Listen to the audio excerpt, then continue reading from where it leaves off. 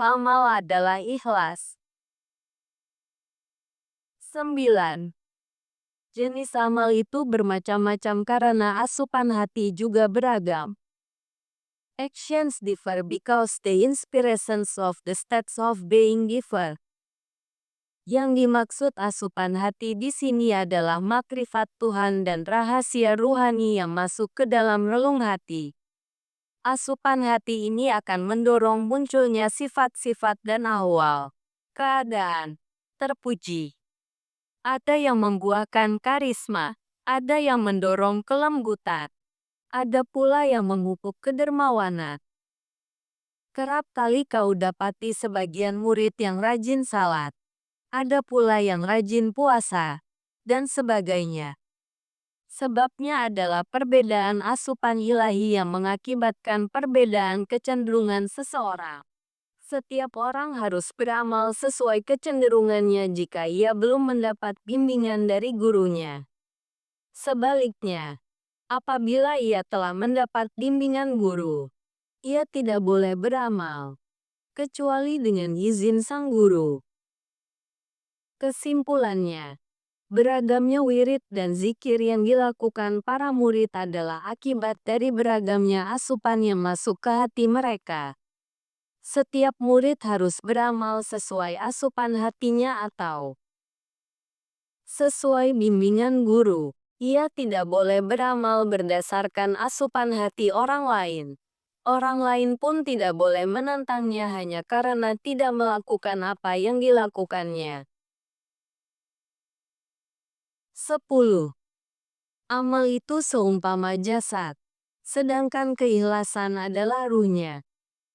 Actions are lifeless forms, but the presence of an inner reality of sincerity, Sir al-Ikhlas, within them is what endows them with life-giving spirit.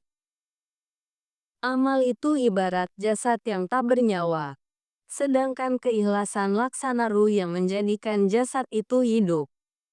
Keikhlasan setiap orang berbeda-beda. Keikhlasan para abid, ahli ibadah, berbentuk bersihnya amal mereka dari sifat riya, yang nyata maupun yang tersamar dan dari niat yang didasari hawa nafsu. Mereka beramal karena Allah, mengharap pahalanya, serta ingin selamat dari azab dan siksanya.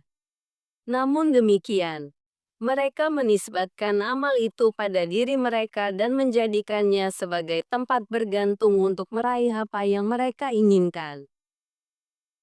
Sementara itu, bentuk keikhlasan para muhibin, pencinta Allah, tergambar dalam niat amal mereka yang ditujukan sebagai wujud pengagungan dan penghormatan mereka terhadap Allah, yang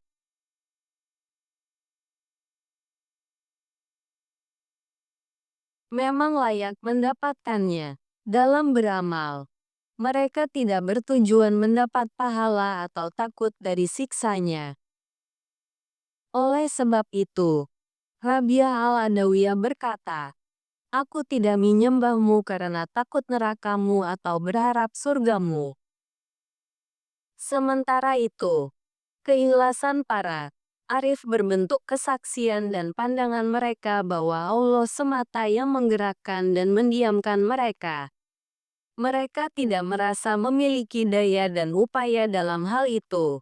Oleh karena itu, mereka tidak beramal, kecuali dengan bantuan Allah, bukan dengan daya dan kekuatan mereka.